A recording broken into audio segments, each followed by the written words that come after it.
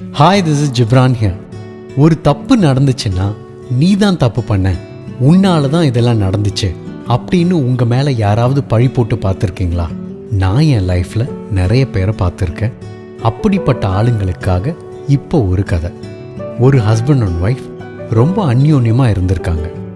ஒய்ஃபுக்கு ஒன்றுனா ரொம்ப பரிதவிச்சு போகிற ஹஸ்பண்ட் அவர். அந்த அளவுக்கு அவர் ஒய்ஃபை அவர் தாங்குன்னு தாங்குவார். எந்த வகையிலையும் ஒய்ஃபை ஹர்ட் பண்ணிடக்கூடாதுன்னு நினைக்கிற ஹஸ்பண்ட் அவர். அவருக்கு ஒரு டவுட். அது என்னன்னா, கொஞ்ச நாளாக அவரோட ஒய்ஃபுக்கு காது சரியாக கேட்கலையோ அப்படின்னு சந்தேகம். இதை எப்படி அவகிட்ட போய் சொல்கிறது, எங்கேயாவது என்ன தப்பாக நினச்சிடுவாளோ அப்படின்னு தயங்கிட்டே இருந்திருக்காரு.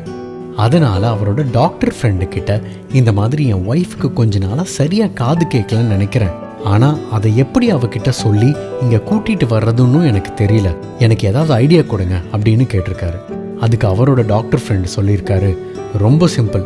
உங்கள் ஒய்ஃப் தனியாக இருக்கும்போது எப்பவும் சாதாரணமாக கூப்பிடுற மாதிரி ஒரு 40 அடி தூரத்தில் இருந்து அவங்கள கூப்பிடுங்க. அவங்க திரும்பி பார்க்குறாங்களா இல்லையான்னு பாருங்க. அப்படி அவங்க பார்க்கலன்னா ஒரு 30 அடி தூரத்துலேருந்து கூப்பிட்டு பாருங்க. அப்பவும் அவங்க திரும்பலைன்னா 20 அடி தூரத்துலேருந்து கூப்பிட்டு பாருங்க. இதை ஃபாலோ பண்ணினா உங்களால் உங்கள் ஒய்ஃப்க்கு சரியாக காது கேட்குதா இல்லையான்னு கண்டுபிடிக்க முடியும் அப்படின்னு சொல்லியிருக்காரு. இந்த ஐடியாவோட ஹஸ்பண்ட் வீட்டுக்கு வர கிச்சனில் ஆப்போசிட் பக்கம் திரும்பி ஒய்ஃப் சமைச்சிட்டு இருந்திருக்காங்க. இதை கவனித்த ஹஸ்பண்ட் ஒரு 40 அடி தூரத்தில் இருந்து ஒய்ஃப் கிட்ட கேட்டிருக்காரு, இன்னைக்கு என்ன சமையல் அப்படின்னு. அதுக்கு அவரோட ஒய்ஃப் எந்த ரிப்ளையும் கொடுக்கல. என்னடா இங்கிருந்து கூப்பிட்டா அவங்க எந்த பதிலும் சொல்ல மாட்டேங்கிறாங்களே அப்படின்னு நினச்ச ஹஸ்பண்ட் கொஞ்சம் பக்கத்தில் 30 அடி தூரத்தில் நின்று திரும்பவும் கேட்டிருக்காரு, இன்னைக்கு என்ன சமையல் அப்படின்னு. அதுக்கும் அவர் ஒய்ஃப் கிட்ட இருந்து எந்த ரிப்ளையும் வரல. காது தான் கேட்கல போல அப்படின்னு கெஸ் பண்ண ஹஸ்பண்டு 20 அடி தூரத்தில் போய் இன்னைக்கு என்ன சமையல்னு கேட்டிருக்காரு. அதுக்கும் அவங்க பதில் சொல்லலை.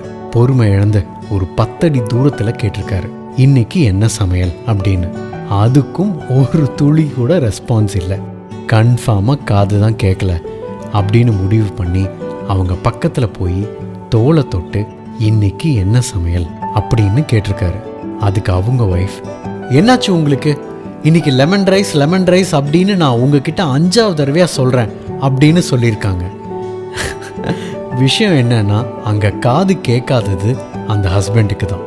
நீங்கள் சில பேரை கவனிச்சிருந்தீங்கன்னா அவங்க செஞ்ச தப்பை எந்த காலத்துலையும் ஒத்துக்கவே மாட்டாங்க.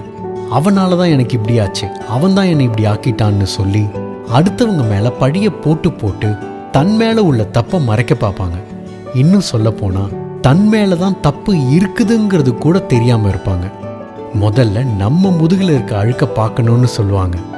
குறை சொல்கிறது முக்கியம் இல்லை, சரியாக செய்கிறது மட்டும்தான் இங்கே முக்கியம். தோத்ததுக்கு 1000 காரணம் சொல்லலாம், ஆனால் அது எதுவுமே எடுபடாது. ஜெயிச்சுட்டு ஒரு காரணம் சொல்லுங்களேன், உங்களை ஊரே கொண்டாடும். அதனால் சரியாக நடக்காத விஷயத்துக்கு அடுத்தவங்க மேலே பழிய போட்டுட்டு நம்மளை காப்பாற்றிக்க பார்க்காம நம்ம மேலே இருக்க குறைய களைஞ்சு ஜெயிக்க பார்ப்போம். தேங்க்யூ.